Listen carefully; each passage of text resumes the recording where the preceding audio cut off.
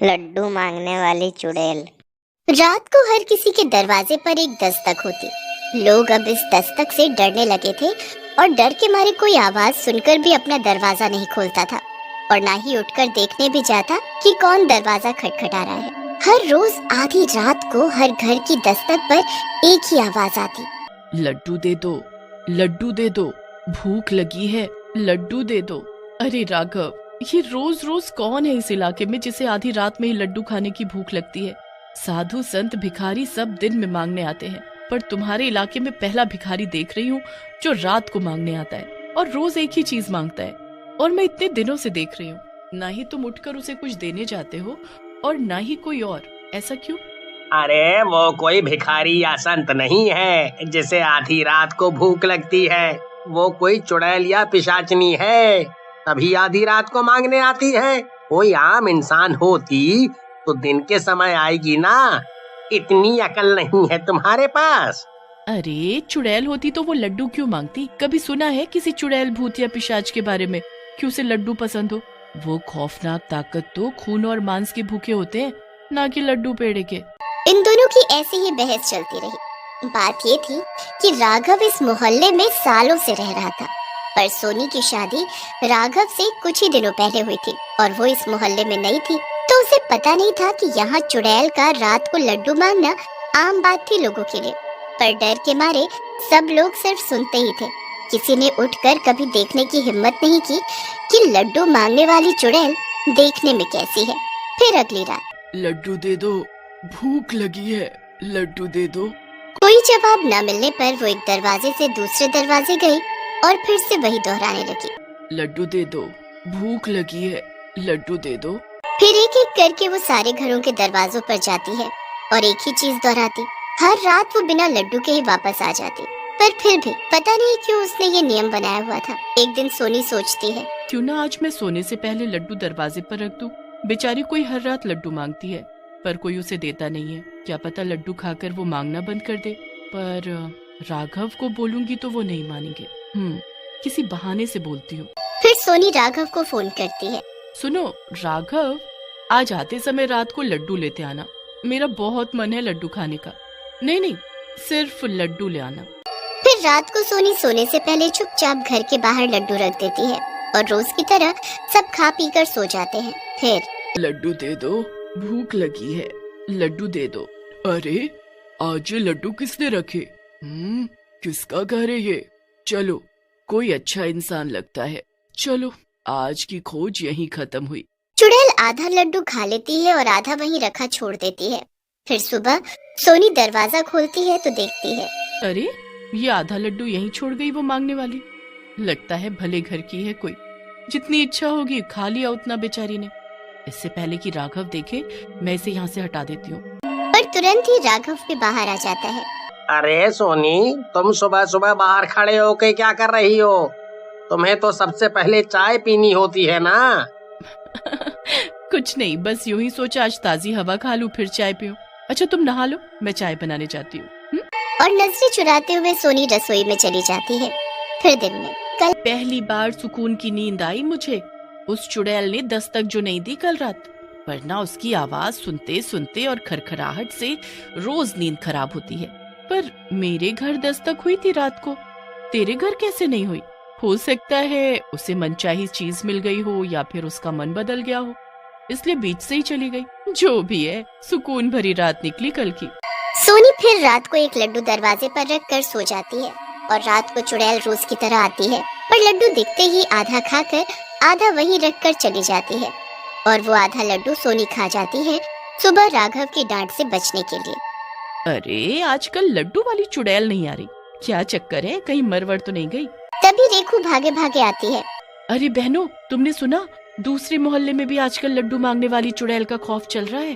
अच्छा, तभी आजकल यहाँ सुकून की रात बीत रही है। तुम लोगों ने तो इस बेचारी का मजाक बना लिया है। क्या पता वो भूखी रहती हो या कोई मजबूरी हो उसकी। मेरे सामने ये सब बातें मत करो। और वो तनतनाती हुई गुस्से में अपने घर में आ जाती है। अरे विमला, ऐसा भी क्या लगाव है इसे चुड़ैल से जो उसकी बुराई न सुनी जाती इससे? जब भी बात करो उसके बारे में अलग ही तेवर होते हैं इसके तो, जैसे कोई सगी संबंधी हो। फिर आधी रात को राघव पानी पीने के लिए उठता है। अरे सोनी कहाँ चली गई? रात को तो यहीं सोई थी। सोनी, सोनी, अरे कहाँ हो तुम? राघव पूरा घर छान मारता है पर सोनी कहीं नहीं मिलती। अरे कहीं वो चुड़ैल मेरी सोनी को खा तो नहीं गई? जरा बाहर जाके देखूं तो। दरवाजे पर उसे आधा लड्डू रखा दिखता है। आधा लड्डू? ये किसने रखा यहाँ? ये क्या हो रहा है मेरे घर में? सोनी गायब है, दरवाजे पर लड्डू रखा है। अब इस समय मैं किससे मदद मांगू? सब घोड़े बेच के सो रहे होंगे। तभी एक हल्ला सुनाई पड़ता है जो कि दूसरे मोहल्ले से चिल्लाने की आवाजें आ रही होती हैं। अरे लड्डू वाली चुड़ैल के पीछे मेरी बीवी भी भागी जा रही है, कोई रोको उसे, वरना वो भी चुड़ैल न बन जाए कहीं। हैं? बीवी चुड़ैल के पीछे? धन्यवाद भाई, आप इस समय मेरी मदद के लिए आए, वरना आज तो मैं अपनी बीवी से हाथ धो बैठता। राघव फिर सोचता विचारता अपने घर वापस आता है और वो देखकर दंग रह जाता है। अरे ये सोनी कैसे भुक्कड़ों की तरह लड्डू खा रही है? और ये तो थोड़ी देर पहले थी नहीं यहाँ। क्या चल रहा है ये? अरे सोनी, मैं तुम्हें कब से ढूंढ रहा था, कहाँ गई थी तुम? और ये इतनी रात को इतने सारे लड्डू खा रही हो? तबीयत तो ठीक है तुम्हारी? और ये इतने लड्डू आए कहाँ से? सोनी लाल आंखों से तिरछी निगाहों से राघव को घूरती है। ये रूप देखकर राघव डर जाता है।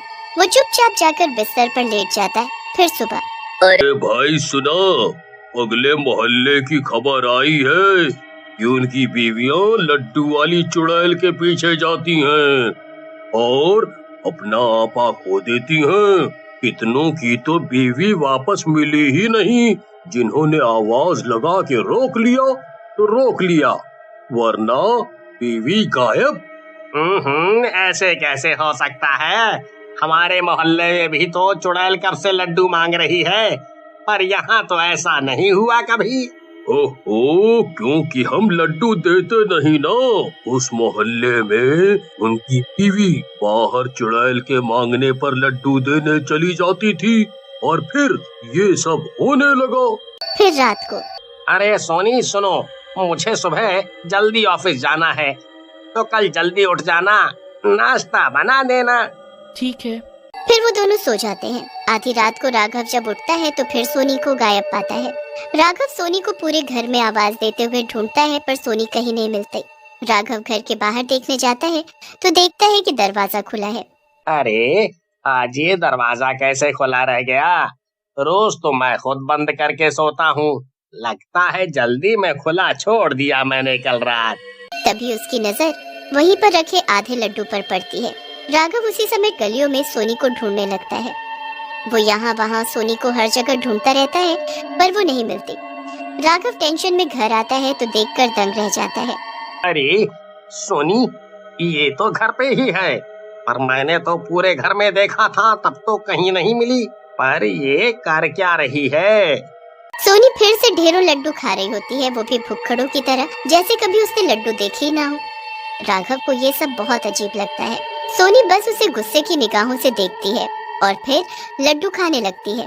फिर जाकर कमरे में सो जाती है। सोनी के सोने के बाद राघव देखता है तो वहाँ ढेरों लड्डू रखे होते हैं। ये क्या माजरा है? मेरे तो सर की नस फट जाए लगता है। रात को सोनी का व्यवहार कितना अजीब हो जाता है और सुबह ठीक रहती है, पर हुआ क्या है इसे पता करना पड़ेगा कैसे भी। अगली रात राघव सोता नहीं है और जैसे ही सोनी उठकर बाहर जाने लगती है, राघव भी चुपचाप उसकी जासूसी करने लगता है। वो देखता है कि सोनी ने एक लड्डू बाहर रखा जिसे चुड़ैल ने आधा खाया और आधा सोनी को खाने को दिया। फिर वो चुड़ैल के पीछे पीछे जाने लगी। पीछा करने पर उसने पाया कि सोनी भी एक चुड़ैल के रूप में बदल गई और दूसरे मोहल्ले में लड्डू मांगने वाली कोई और नहीं, सोनी चुड़ैल ही है। वो देखता है कि सोनी चुड़ैल घर घर लड्डू मांग रही है और जो भी लड्डू देने आती हैं औरतें उनको आधा लड्डू खिलाकर वश में कर ले रही है और एक सुनसान जगह पर जाकर वो उन औरतों को लड्डू में बदल देती है। चुड़ैल उन औरतों से बने लड्डू को एक थैले में भरकर रखती जा रही थी और फिर सोनी अपने इंसानी रूप में आके घर वापस आने लगती है। राघव जल्दी से घर आकर बेड पर आंखें बंद करके लेट जाता है। आज उसने सच का पता तो लगा लिया था, पर सच इतना भयानक था कि उसकी नींद ही उड़ गई थी।